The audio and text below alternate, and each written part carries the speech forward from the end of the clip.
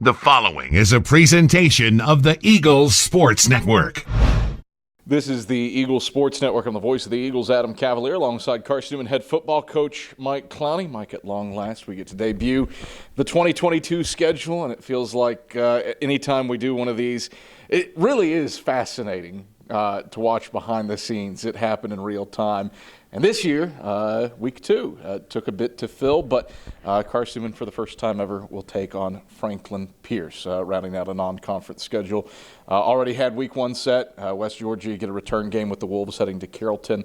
What was your ultimate goal when you, not that you have a ton of wiggle room with the construction, but those 2 weeks where you do have some play, what was the goal for this team? Well, you know, West Georgia was already there, and so last year we had week 2 open, and that didn't realize how hard it was going to be to find the game week 2, and so we kind of come down the stretch and couldn't really find anything. But then I think Franklin Pierce had something kind of move on their schedule late, and so we're able to see that and be able to get them to come here week 2. So we're just fortunate to be able to get that game in. There's a fair amount of unfamiliarity with this schedule, at least more than you would expect, given that 80% of it is SAC play. But for the first time, you square off with Erskine, who comes into the league as an affiliate member, as a divisional opponent. Emory and Henry is back on the schedule for the first time since probably you or I were even in existence in this world, since the late 1960s. In what's your penultimate road game of the year. What's the prep going to be like with so much unknown lining this thing? I think it's simple because, it really kind of boils back down to us. The biggest thing we talk about from week in and week out is, it really doesn't matter who you play. It's putting the best Carson-Newman football team on the field that we can put on the field. And so I think that's still our main goal and objective. Not only are the opponents somewhat unfamiliar, the whole thing is unfamiliar. I guess obviously you're still competing for a SAC championship, but the added layer to this is that you're competing for a Mountain Division championship and the right to play in a SAC title game, first and foremost. Given that you're still trying to win a championship, how much does the approach change, if at all, to the coaching staff, and is this just more for the fans? I think it's cool because this conference has grown. I think we talk about, the change that we've seen in the last 2 or 3 years just in athletics and sports in general has been insane. So why not just go split the division and go? And so, but I think I think the split division, I think it's a testament to our conference, to where our conference is growing.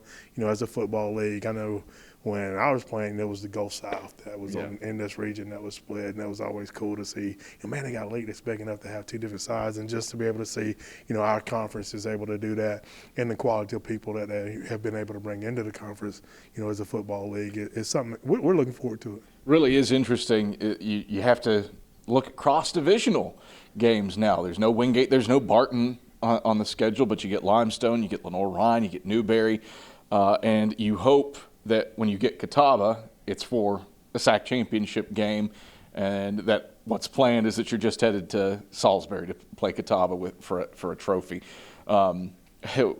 What's that like, that added layer of who do you have, who do you not have, and how it breaks out for you? It's like going back and looking at the schedule to figure out what you have to do to get to that point. There's a different strategy there. We've got to go back and look and figure out exactly what that is. Normally it's just counting your wins, and, you never look at your schedule and figure out who you're going to win, who you're going to lose to. We're not going to lose to anybody. But you're just kind of figuring out what that strategy is, what's it going to take to get to that championship game, and then, where does that line up? I think it's going to create a lot of excitement as we play the schedule out, and then the cross-divisional games, how are they going to play in? Are you going to wind up playing someone twice, or is there another team out there that you get to play that you haven't seen?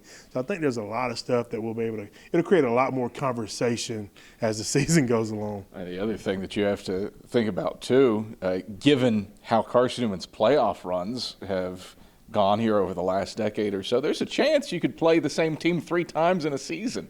Regular season championship game and opening round or a second round game. It feels like anytime Carson-Newman's made a playoff run over the past few years, you got to go back to Hickory, or Hickory has to come to Mossy Creek, or you're going to or Newberry or something of that nature.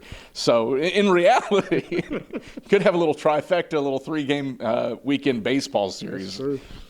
That's interesting, but like that's what we talked about too. The league's getting better to I know, back in the 90s we were playing, it was primarily like one team in the league. There were less teams that made it too. But I didn't think about 3 times, which is I mean we just love to get to that point right now. Yeah. But like I say, it's going to create a lot of good conversation.